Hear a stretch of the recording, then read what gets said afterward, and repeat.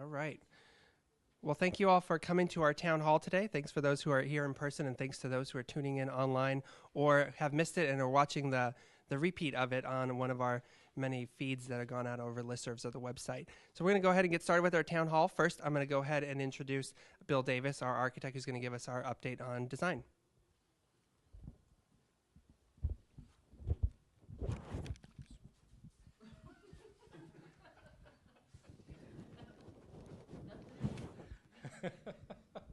I'm Bill Davis with Capital Projects, and let's see, how do we advance? There we go. Here to talk a little bit about the project schedule. And the design review panel passed at the end of August, and our foundations and steel package currently is in state construction review, and we're moving forward with the internal review and getting ready to begin work on that in the spring. Our 75% CD review is happening in a couple of weeks on the 22nd of November, and we're going to we'll have a walkthrough similar to what we did at the 35% review as well. 100% CDs are on schedule for mid-February, and right now we're in the process of working through the furniture and fixture selections and also the artwork. And the branding proposals or the branding work to bring NC State first and foremost into the project is just beginning now as well. Right now the project is on schedule, the design is on schedule, everything is moving forward the way it should be, and all is good. As far as the budget goes, we're also currently our base bid is within our allocated budget. We have a requirement of state construction to provide a base bid and then add alternates for things that we'd like to get into the project, but we're not sure if we'll have the funding for. Right now, in priority order, we have the curved canopy on the northeast is part of it. That's at the second floor level. It's a glass canopy that provides weather protection. The Stewart Theater upgrades, bringing up all of the interior of Stewart Theater up to current standards and all new finishes. And the pre-function space as well is part of that alternate. Some additional interior casework that was pulled out during value engineering is an alternate. Movie screen for out in the Great Lawn is also an alternate right now. The whole system to be able to provide an outdoor theater in the lawn. The elevator also the elevator in the technology tower is in the project, but a glass back to that elevator is an alternate.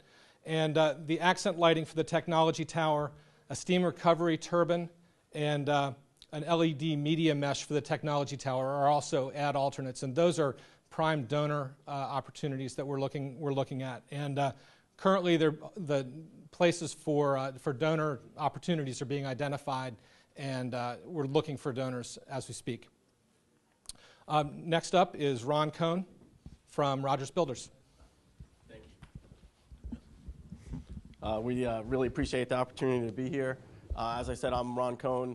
I work for Rogers Builders out of Raleigh, North Carolina. This project that we're involved with is actually a joint venture between 3 different firms. It's Rogers Builders out of Raleigh and Charlotte, North Carolina, H.J. Russell Company out of Atlanta, Georgia, and Durham, North Carolina, and a company called Daco Construction out of Hillsborough. So as we're real excited to be a part of the team and to be on the construction project. As a lot of you know, there's been some early work that we've done to date. This is a picture of the temporary bookstore. That's actually the ground level of Harrelson, where we went in and closed in the ground level of Harrelson so we could move the bookstore into Harrelson so we could actually demo the existing bookstore, which is this is some views of inside the new bookstore in Harrelson. And then that was this past summer. Actually, that was July 15th of this past summer, where we were demoing the existing bookstore, which was quite a process. I know there was a lot of back and forth about that, but really, we're real excited about, putting back what's going to be in the future and what we're talking about. This was a bunch of utility work that we've done along Cates Avenue, actually For those of you that recall that were around this summer, part of Cates Avenue in front of Talley was closed from, I believe it was the day after graduation until August 9th. So that allowed us to be able to do all this utility work and running of new electrical lines and stuff that's going to feed the future Talley addition and existing Talley. This is a picture of with the new Talley Center is going to have a subsurface loading dock that you won't be able to see from the street, which will be a lot, in our opinion, an improvement from what the existing loading dock is between next to Reynolds.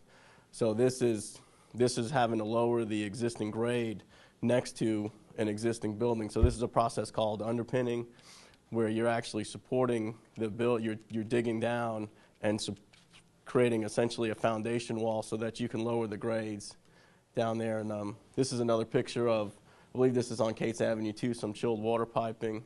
So there's, when you're doing a work on a building that's as dated as Talley, there's a lot of upgrades that need to be done with, besides the finishes, but a lot of utility and infrastructure upgrades so that when the building's complete, it's got all the latest technology and all the latest utilities and everything else. So, and this is just another picture of all the intricate work that's underground that a lot of people will never see. So, and like I said, we look forward to the future phases and the opportunity to work out here on the campus. With that, I'll introduce TJ. Thanks, Ron.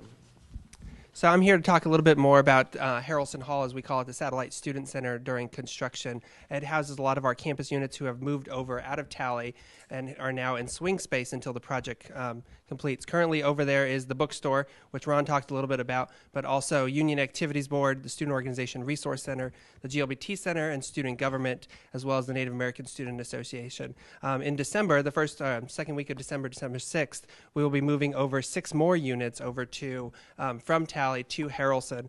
Those units are their campus activities, C-SLEPs, the Women's Center, Parents Family Services, Student Legal Services, and the Chaplain's Cooperative Ministry. Part of that, we will be having an open house in January. We're working on that currently with our Student Center's Board of Directors, Student Government, and other students and staff in the building to help host an open house in January to invite you to come see what all the spaces have done to make it kind of homey, make it a community, and the Student Center, really the Satellite Student Center during construction. And with that, there are other services in there. So we have meeting rooms, we have a study lounge, there's going to be a lactation room. So kind of all those elements that you would consider in a student center, we are making Harrelson Hall really a student center for the next couple years until we're back. So with that, you're probably wondering what's going to happen in Talley when everybody moves out. So I'm going to turn it over to Tim Hogan, our operations director for the student centers, to tell you a little bit more about that. Thanks. Hi, everybody. As you all know, we have a number of our colleagues that are moving out of Talley.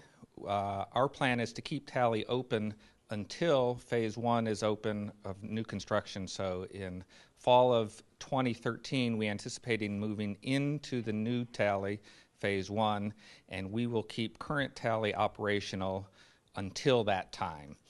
So a couple things that we're attempting to do is make sure that Talley doesn't turn into a ghost town while all our colleagues leave. So a couple things that we have done already. For example, the room that we're in right now, this is the former SOURCE Student Organization Resource Center office. They've moved to Harrelson already. We've repurposed this room as a meeting room. Two things that we found as we've analyzed the project to date: we have a need for student study space on campus that's been identified at Chancellor's Liaison and President's Roundtable meeting. So when our third floor office spaces, when some of those empty out, we're going to repurpose those into casual study lounge spaces where you'll be able to, currently the idea is to have table and chairs so you can have small group discussion, maybe 2 or 3 people, and then a couple of spaces where we'll have larger tables where it might be 6 to 8. But those won't be reservable spaces. Those will be kind of first come, first serve. The second thing that we've identified is meeting room spaces. I talked about this room we repurposed as a meeting room. From last fall to this fall, we've actually accommodated 26% more meetings than we had. So this year is 26% more than last year. We're anticipating that need continues, so at least 2 of the spaces that are being vacated we're going to repurpose into meeting rooms as well. The other thing that we're doing with some of our space is we have some storage space that we're going to gain in this process that was sorely needed in any project. So those are the three main areas: additional student study space, additional meeting space, and additional storage space is our plan for the current Talley until we move into the new Talley. And with that, I'll introduce Randy Late, who will talk about some dining options. All right. Thank you very much, Tim. I'm Randy Lake from University Dining, Campus Enterprises. I want to talk a little bit about what the new food options in the Talley are, how they're shaping up to be. There'll be lots of new food in Talley, which is a great thing. We've needed to expand the food service on campus and provide more options for a number of years, and this gives us a real opportunity to do that. We have food on different levels of the building. On the lowest level is a huge main kitchen where all the food will be received and stored and moved around. A small Port City Java coffee shop that will appear out on the front edge of the building, and it's one of two small coffee shops that will be inside the building. On the main level, floor number 2, there's a section called the Pavilions, which will have 4 locations, and I'll go through what they are momentarily. There's a convenience store, which is a really nice, large, modern convenience store. It'll be the biggest one on campus. The second small Port City Java cafe, and then a really interesting restaurant, which we call World Market for now. Up on the third level is a restaurant that we're calling Kate's Point Restaurant. That will be an interesting nighttime gathering spot for students and a great place to go in the evenings. Some of the key factors that we used in working on this were to make sure that we blended the menu and the ambiance and the price point so that we could offer a really nice dining experience here on the campus. We're going to be adding more culinary talent to our team, particularly in these new retail operations, so that we have a restaurant quality experience that happens here on the campus. And of course, in our surveys and in our discussions with students, we've identified a need for late night dining, and we're planning to do some of that in the new Talley and offering a 4th meal period on our campus meal plans to help accommodate that. We want to balance the speed of service so that you can get through the lines pretty quickly, but at a little bit slower, nicer pace than some of our other operations where timing is a lot of what you have to deal with. We want to create signature items for our locations, things that are memorable, things that that our locations will be famous for how good they are. We're leveraging our central kitchen and storage space, and we were going to have a new pastry chef and a new improved bakery program so that we have handcrafted desserts and specialty desserts that go around the building. The pavilions are on that first level, and there'll be 4 locations side by side supported by a common kitchen.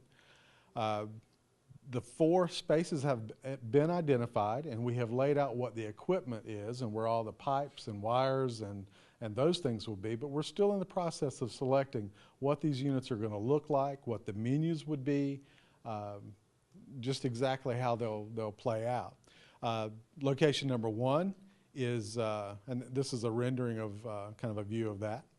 Location number 1 is kind of a grill diner location. Could be open really late at night. Breakfast in the morning, maybe breakfast late night, burgers, chicken tenders, things like that at lunchtime. We have a kind of Tex-Mex kind of shop next to that. And instead of being kind of all like a food court where they have 4 locations side by side, this is one where you go inside and your items will be prepared fresh. In fact, for all of these, the key is to have freshly prepared items done right in front of you.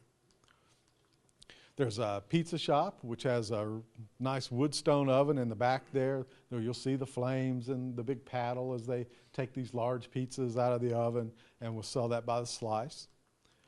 And then a sandwich shop that you also enter, and it has kind of a double service line with fresh bread, fresh ingredients, sandwiches made exactly the way you want yours made. Now to kind of explain about this World Market location, our new associate